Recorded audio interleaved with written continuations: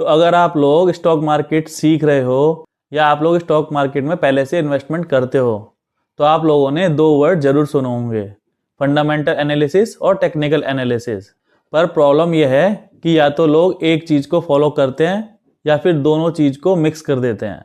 तो आज इस वीडियो में हम समझेंगे सिंपल भाषा में कि फंडामेंटल एनालिसिस क्या होता है, टेक्निकल एनालिसिस क्या होता है और स्मार्ट इन्वेस्टर दोनों को एक साथ कैसे यूज़ कर सकते हैं।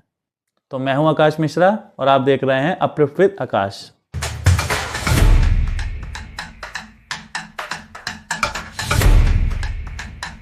तो सबसे पहले समझते हैं कि फंडामेंटल एनालिसिस क्या होता है।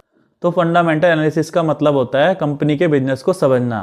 इसमें हम देखते हैं कि कंपनी का मैनेजमेंट क्या है, कंपनी किस सेक्टर में काम करती है, कंपनी का रेवेन्यू ग्रोथ क्या है, कंपनी के पास कितना डेब्ट है, उस कंपनी का इंडस्ट्री में क्या फ्यूचर है। सिंपल भाषा में फंडामेंटल एनालिसिस ये बताता है कि उस कंपनी का लॉन्ग टर्म में फ्यूचर में क्या रोल है, या वो कंपनी लॉन्ग टर्म में फ्यूचर में स्ट्रॉन्ग है या नहीं है। तो फंडामेंटल एनालिसिस की अप्रोच ज़्यादातर इन्वेस्टर यूज़ करते हैं, ना कि ट्रेडर्स। तो अब बात करते हैं कि टेक्निकल एनालिसिस क्या होता है। टेक्निकल एनालिसिस कंपनी या बिजनेस के ऊपर फोकस नहीं करता, वो फोकस करता है किसी भी स्टॉक के प्राइस और उसके बिहेवियर पे। इसमें हम देखते हैं charts, price trends, support and resistance और वॉल्यूम्स। टेक्निकल एनालिसिस का सिंपल सा मतलब है कि उस स्टॉक को मार्केट कैसे ट्रेड कर रहा है। टेक्निकल एनालिसिस शॉर्ट टर्म के लिए यूज होता है, ज़्यादातर इसको ट्रेडर्स यूज करते हैं। इससे उन्हें पता चलता है एंट्री एग्जिट टाइमिंग। तो अब हम समझते हैं कि फंडामेंटल और टेक्निकल एनालिसिस में डिफरेंस क्या है। इन दोनों के बीच डिफरेंस सिंपल है। फंडामेंटल एनालिसिस का मतलब होता है कि हमें क्या बाय करना है और क्यों बाय करना है। टेक्निकल एनालिसिस का मतलब होता है कि वो चीज़ हमें कब बाय करनी है और कब हमें सेल करनी है। तो फंडामेंटल एनालिसिस आपको कन्विक्शन देता है उस स्टॉक के बारे में कि वो हमें क्यों खरीदना है, और टेक्निकल एनालिसिस आपको डिसिप्लिन देता है। पर असली प्रॉब्लम तब आती है जब लोग दोनों को गलत जगह यूज़ करते हैं।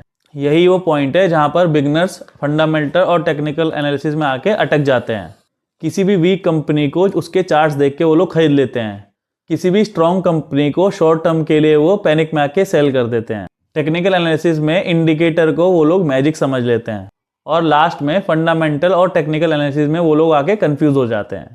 तो ये याद रखो, इंडिकेटर सिर्फ आपको सिग्नल देता है, डिसीजन आप लेते हो। तो जब हम बात करते हैं कि स्मार्ट इन्वेस्टर फंडामेंटल और टेक्निकल एनालिसिस को कैसे यूज़ करते हैं, तो उसके 3 स्टेप हैं। सबसे पहले फंडामेंटल एनालिसिस को करके वो लोग कंपनी और बिजनेस को सिलेक्ट करते हैं कि किस में उसको इन्वेस्ट करना है। उसके बाद वो टेक्निकल एनालिसिस करके उस बिजनेस या उस स्टॉक में वो लोग एंट्री और एग्जिट प्लान करते हैं। थर्ड, उस कंपनी या उस स्टॉक में वो लोग लॉन्ग टर्म का व्यू रखते हैं प्लस शॉर्ट टर्म का डिसिप्लिन रखते हैं। वो लोग टेक्निकल एनालिसिस में एक्साइटमेंट नहीं ढूंढते, वो लोग उसमें डिसिप्लिन ढूंढते हैं। वो टेक्निकल से रिस्क कंट्रोल करते हैं और फंडामेंटल से पेशेंस बिल्ड करते हैं। तो फंडामेंटल और टेक्निकल एनालिसिस दोनों राइवल नहीं है, ये दोनों एक टूल हैं जो अलग अलग जगह यूज होते हैं अलग अलग काम के लिए। तो अगर आप सिर्फ फंडामेंटल एनालिसिस यूज करते हो तो आपकी टाइमिंग गलत हो सकती है, या सिर्फ आप अगर टेक्निकल एनालिसिस करते हो तो आप कंपनी या स्टॉक गलत चुन सकते हो। पर स्मार्ट इन्वेस्टर वो है जो दोनों को समझ के अलग अलग जगह उसको यूज करता है अपने फायदे के लिए, अपने रिटर्न के लिए। इस चैनल का गोल यही है कि आपको किसी भी टॉपिक पे कंफ्यूजन से क्लैरिटी तक लेके जाना। तो अगर आपको वीडियो पसंद आई हो तो इस वीडियो को लाइक कीजिए, शेयर कीजिए, मेरे चैनल को सब्सक्राइब कीजिए। तो मिलते हैं नेक्स्ट वीडियो में, तब तक के लिए साथ में सीखेंगे, साथ में ग्रो करेंगे।